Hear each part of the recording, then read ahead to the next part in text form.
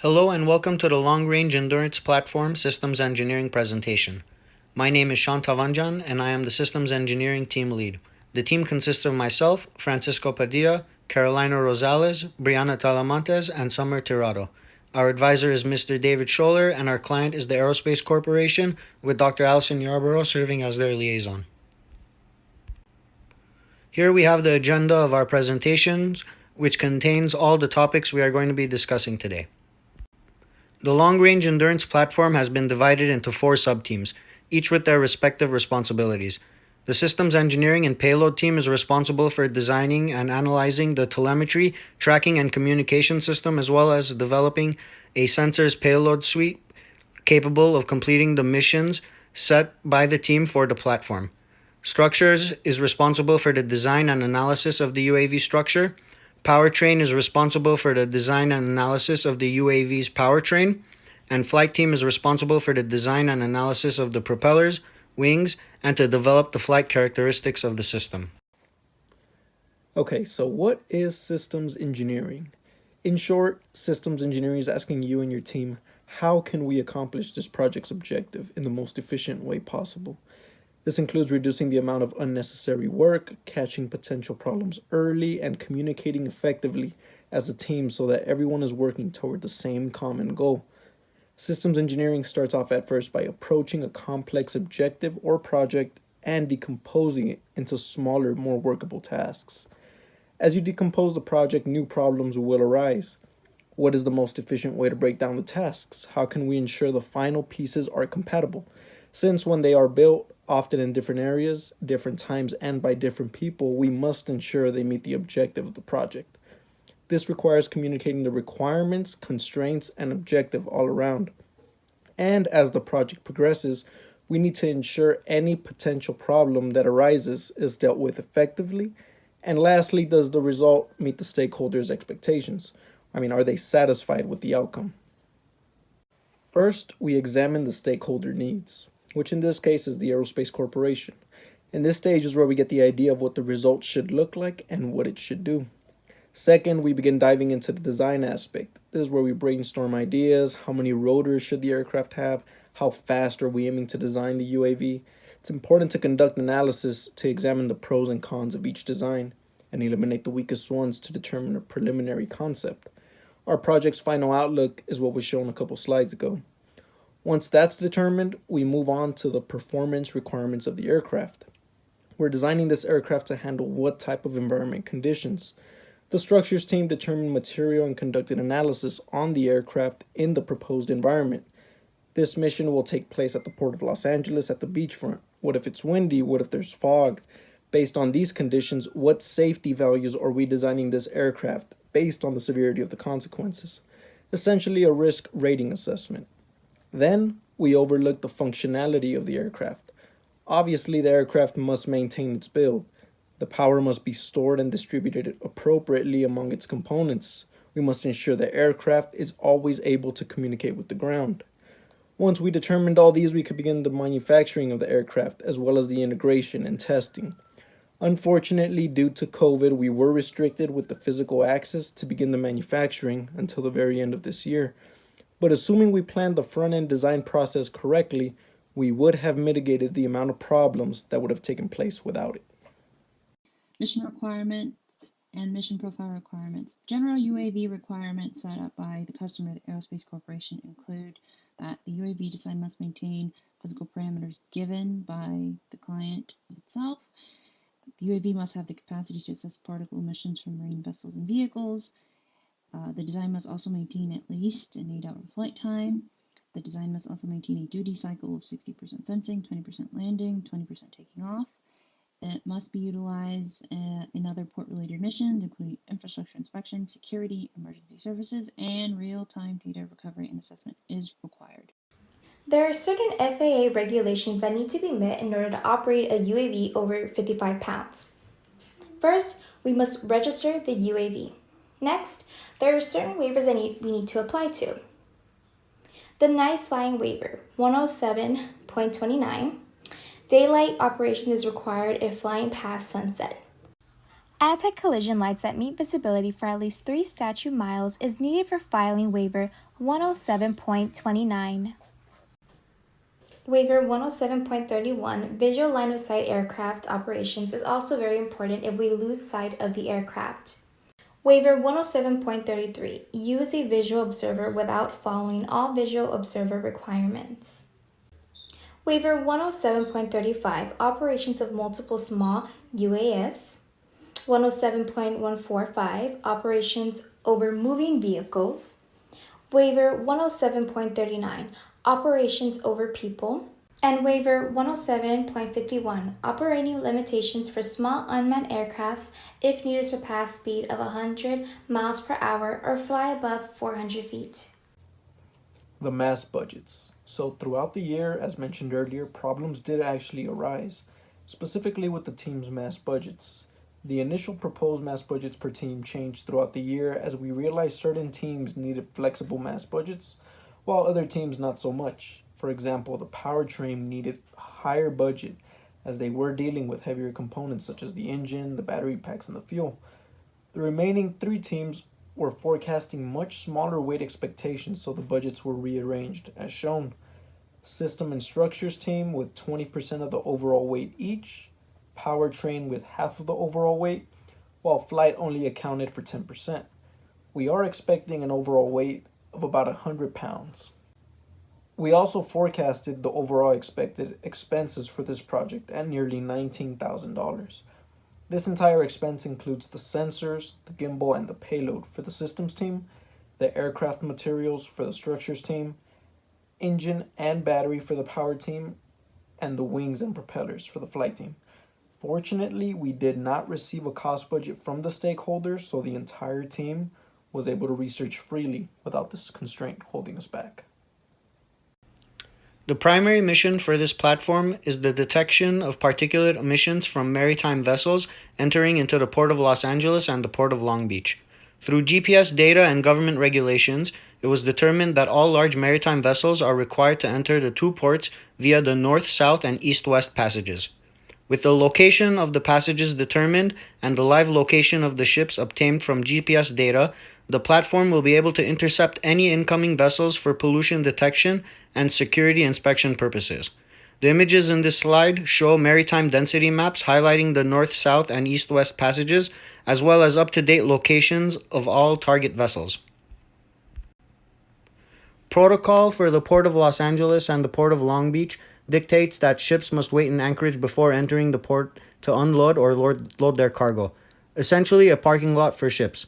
Anchorages have been set up by the port authorities to accommodate the number of ships entering the port. However, due to the ongoing pandemic, the backlog of ships at the port have drastically increased, so much so that the extra anchorages have been allocated to accommodate them. The image on the left is a density map illustrating the anchorages in 2019, and the image on the right is the same density map with the current location of the ships waiting in anchorage. The extra anchorages, along with the increased distance from the port, substantially increases the distance and time at which the UAV has to fly. This slide shows average distances and flight paths of 4 of the primary mission paths. Dock inspection, which monitors the ships docked at port that are loading and unloading their cargo.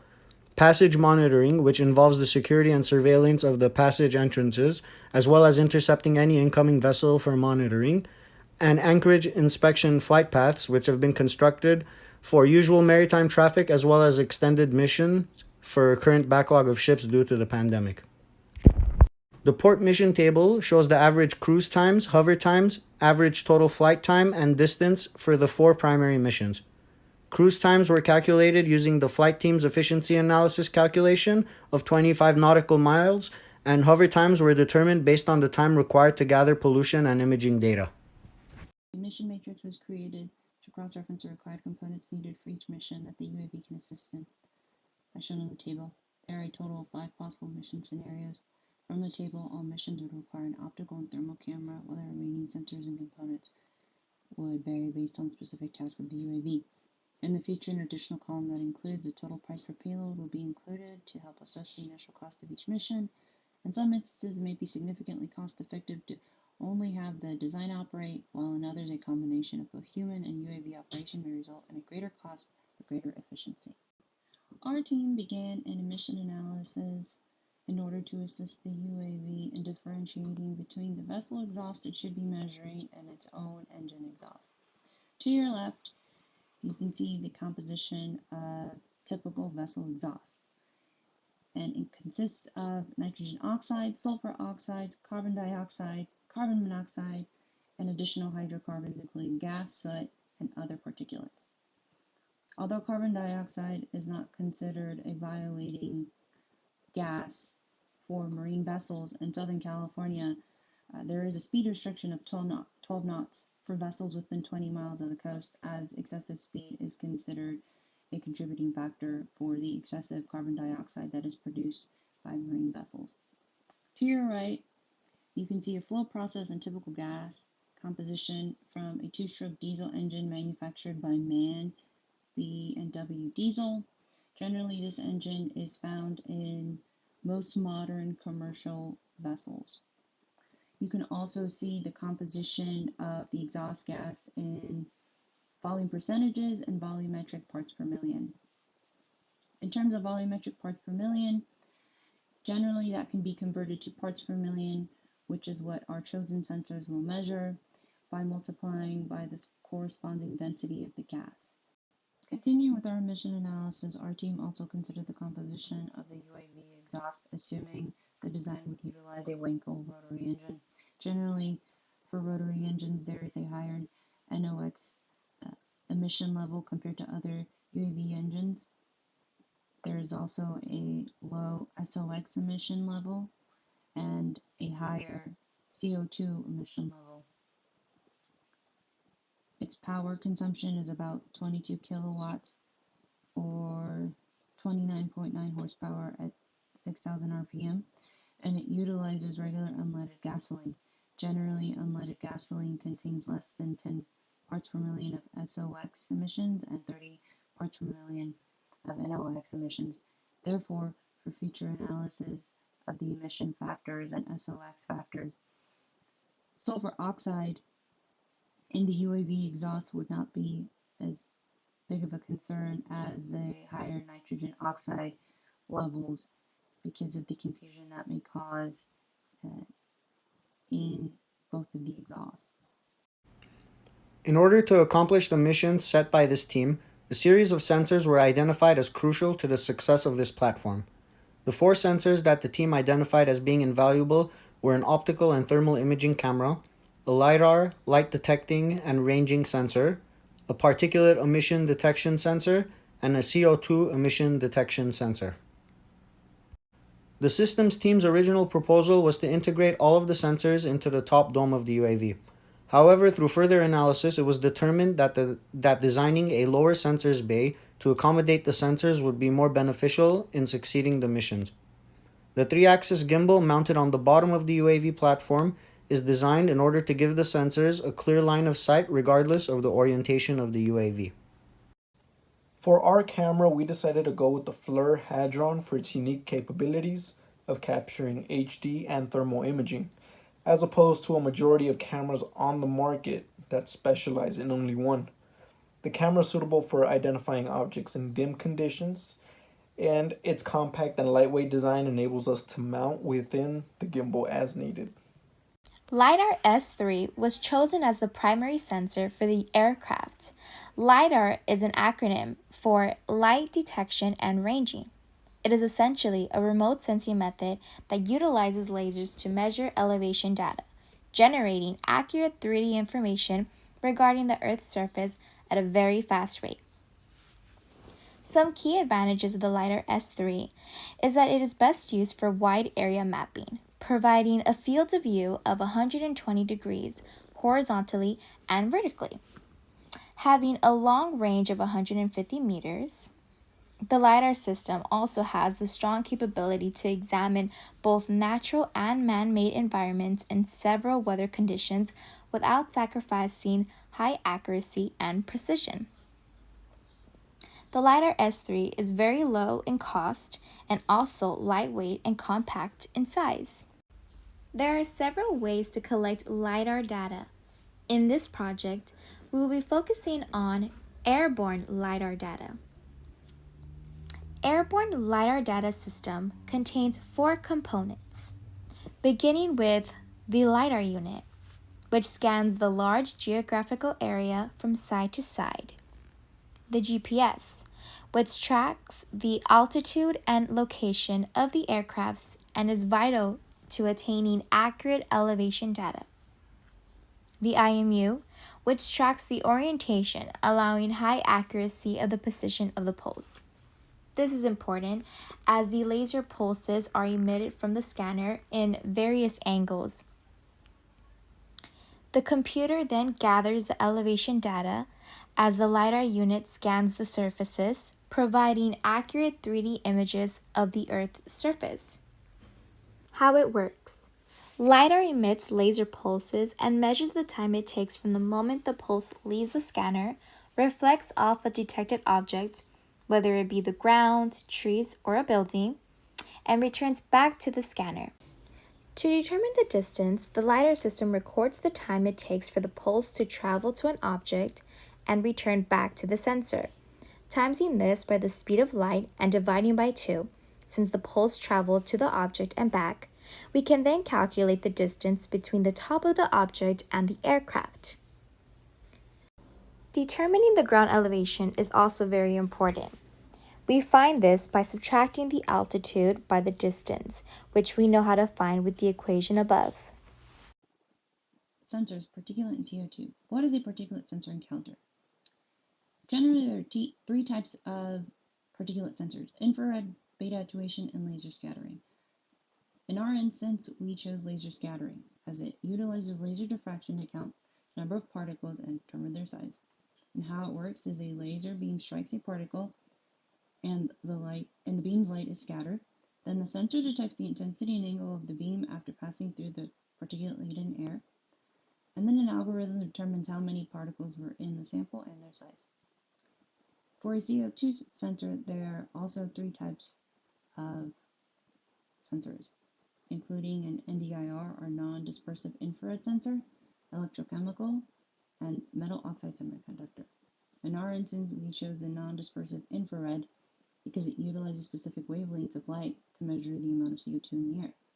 And how it works is air enters the sensor, and then the sensor will activate a light set at one of the specific wavelengths for the gas, while the other side holds a receptacle that will measure how much light makes it across. And then once light is activated, any CO2 in the air sample will absorb the beams of light. Generally, the more CO2 that is present, the more light that will be absorbed.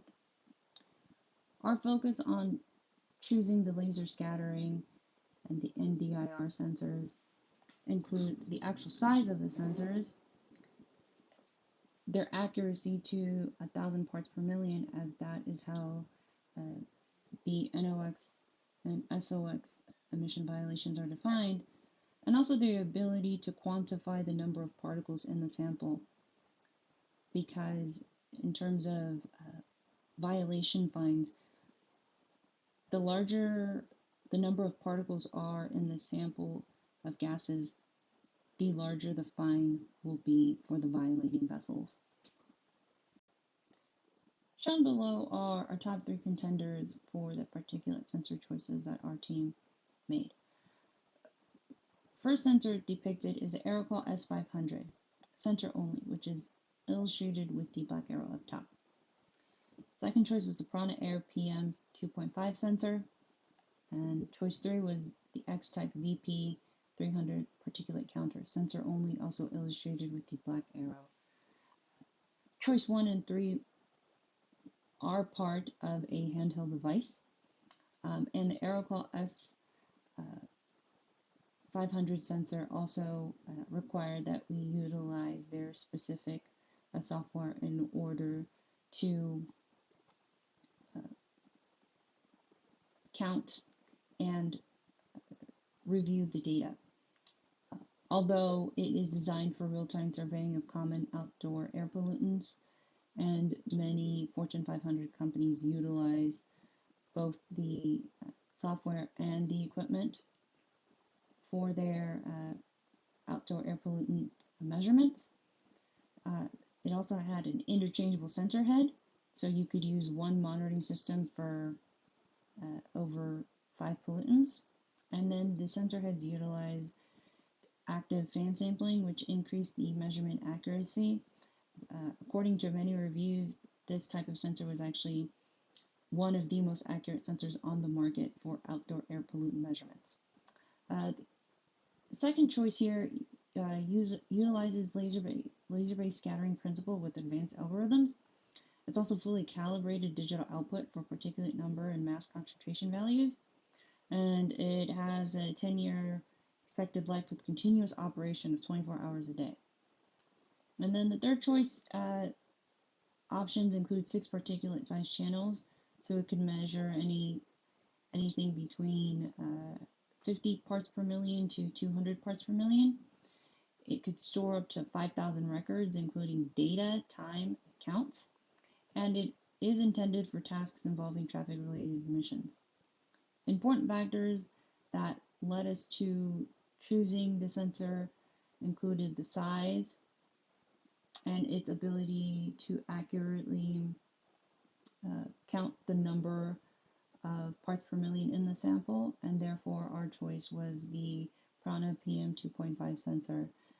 Unfortunately, it would just take too much time or it would be too costly to have to remove the sensors from the handheld devices in order to utilize the sensors that were shown in choices 1 and 3, and therefore our team felt that it would be easier to implement choice 2 and integrate it into the existing choices for CO2 sensors and camera options.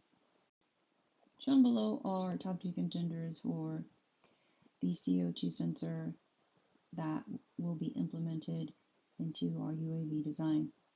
The first choice on the left is the K33 ELG sensor, which is known for its low power consumption, which can be reduced to less than 52 microamps.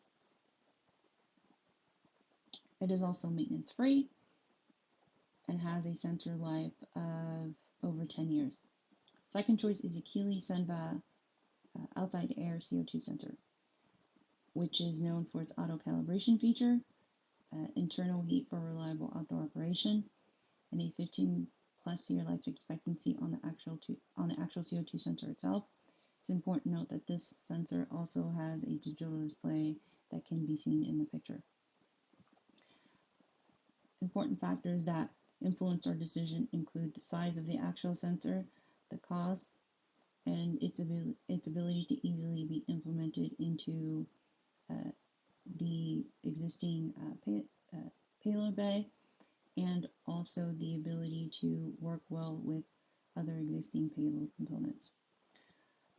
Based on these factors, our decision was the Keeley Senva outside air CO2 sensor for 2 reasons. First, the auto calibration feature is very important in a CO2 sensor, as CO2 sensors generally require more frequent calibration than other particulate sensors. 2, also the internal heater for reliable outdoor operation. Relative humidity tends to be an important factor in the accuracy of CO2 sensors. Therefore, an internal heater would allow for greater accuracy in very humid environments like those that you would find if you were operating the UAV along the coast. Therefore, the Keeley Senva CO2 sensor would best be applicable to the marine vessel emissions operation our UAV will participate in. Hello, my name is Summer Tirado, and today I will be presenting to you on the TTNC system as well as some link analysis I performed on the UAV. When considering the TTNC design, it's important to consider the government rules and regulations to ensure we're not breaking any while designing our system. So what I have for you are some FCC rules and regulations that are most applicable to our UAV. First, in Part 15, it applies to RF devices operating at unlicensed frequencies. If we were to violate this rule, we would be charged a $16,000 fine per day. The second rule listed regulates accessories and equipment on the platform. This is important when considering our payload design. Some accessories are advertised to operate at power levels higher than allowed by the Commission's rules for telecommand of Modelcraft. In correlation to this rule, the next rule below states that violators of the previous may be subject to penalties authorized by the Communications Act, including but not limited to substantial monetary fines of up to $19,000 per day and up to $147,000 for ongoing violations. What I have for you here are two block diagrams of how the ground station and the UAV will be working together simultaneously. So essentially what we have going on here is that our data acquisition system will begin to gather information and data from the radar, LiDAR, and particulate sensors, as well as the IR camera and the optical camera.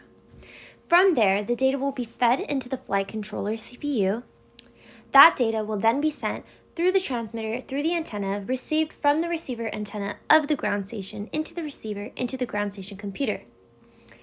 Then, signal will be sent back to the UAV via the transmitter from the ground station antenna, received into the receiver antenna, back to the flight controller. While this is happening, the flight controller will be sending data to the transducer that will be linked to air traffic control so we can know exactly where we are in the sky, remain on our mission path, and avoid any collisions.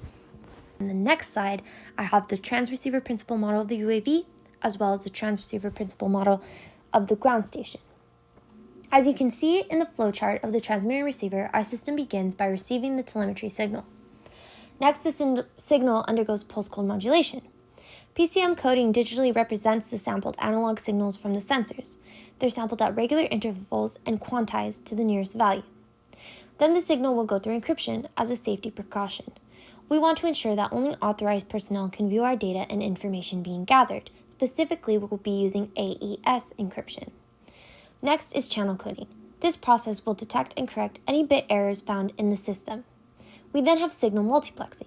Multiplexing allows us to save weight on the platform by avoiding the use of multiple transmitters and receivers. It combines multiple signals into one signal over a shared medium. Specifically, we are going to use orthogonal frequency division multiplexing. OFDM was selected because it has the ability to cope with high frequency attenuation, narrowband interference, and frequency selective fading due to its multipath. Next is a form of amplitude modulation. This is important to reduce the electricity being wasted. The signal then goes through differential space-time block code. This allows the wireless transmissions to be sent through harsh environments that would cause the signal to become scattered, reflected, refracted, etc. Then we have DSTBC and STBC. These combine all copies of the received signal to extract as much information from them as possible. The signal then travels through the antenna to the receiver of the ground station. The ground station would receive the signal from the transmitter of the platform, begin DTSC decoding, and then undergo frequency domain equalization to mitigate intersymbol interference. Channel decoding would then begin to detect and correct bit errors in the system. The signal will undergo decryption to get the data, PCM decoding until we have the signal, and it will undergo this process over and over again and relay data back and forth between the ground station and the platform. What we have here are pictures of the AP10.2 automatic flight control system that we decided to use for our UAV. It is equipped with a central processing unit, a pitot tube, a GPS unit, an onboard telemetry unit, and an servo SD3 drive. When making this ultimate decision, we did have to make a system change from using 2.4 GHz to 928 MHz. Ultimately, this decision was made because we realized that at 2.4 GHz, we would not be able to reach the same distance that a 928 MHz frequency would allow us to. If we did want to reach that distance, we would have to use multiple antennas, which would then affect the weight of our UAV and also affect the flight because of the positioning of where the antennas would be. Now, something brought up was that the 928 MHz antenna is a much larger antenna. However, after our analysis, we noticed that adding multiple antennas would end up increasing the mass much more than a single 928 MHz antenna. Another question brought up while making this decision was whether we would experience more interference. After some research, we did find that 928 megahertz is not often used in the Port of Long Beach, so we would not experience very much interference at all. Capabilities of the AP 10.2 is that its entire system is included, so we can be sure that it will work cohesively throughout the entire flight. It has a 100-kilometer line of sight, which is approximately equal to 62.2 miles. It is small and lightweight. It has an emergency power supply, so if we were to lose power during flight, it would be able to use that as a backup. It has multiple payload interfaces, one including a one-wire interface, making this design easy to put together. A single antenna, once again, keeping the weight lower than what it would be if we were to use multiple antennas. And lastly, dead reckoning. Dead reckoning means that flight and navigation without GPS is possible. So if our GPS unit were to fail or lose connection or signal, we would still be able to fly.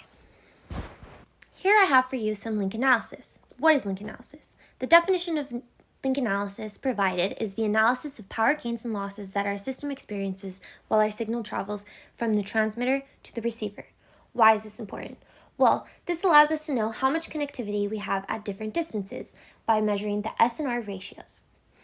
Variables used in this analysis was frequency, center frequency, wavelength, and bandwidth. Here to the chart on the right, you can see the frequency was 928 megahertz, the center frequency was 912 megahertz, the wavelength was 30 centimeters, and the bandwidth was 26 megahertz. What I have for you here are the results of my link analysis calculations at various distances of 5 miles, 10 miles, 15 miles, 20 miles, 30 miles, and 40 miles. What I did first was I calculated the power received, and then I converted it to dB watts. As we would expect it to behave, as the distance increases, so does the power received decreases. Next, what we have is the thermal noise power. This is found by calculating Boltzmann's constant times the bandwidth used times the temperature. This gave me a value of minus 129.2 dB watts. This value does not change. Using this value and the power received, I was able to calculate the signal-to-noise ratios. This is probably the most significant value on the chart because depending on its value, we can estimate how well the data is being transmitted by the communication system. For anyone unaware of the significance of the values, an S&R ratio below 15 is a very slow signal. 15 to 24 dB is an average. It's not very high speed. Where you want to be is somewhere above 25 decibels. It'll be fast and reliable. Anything above 40 is even better. As you can see here, even at a 40-mile mission, we have a 25.6 dB S&R ratio, meaning that if we had a mission where we would have to fly out 40 miles, we would have plenty of signal to work with, and it would be high speed and reliable. Lastly, what I have is the energy per bit to the spectral noise density. As we would expect, these values are correlate with the signal-to-noise ratios. As the signal-to-noise ratio decreases, so do these values.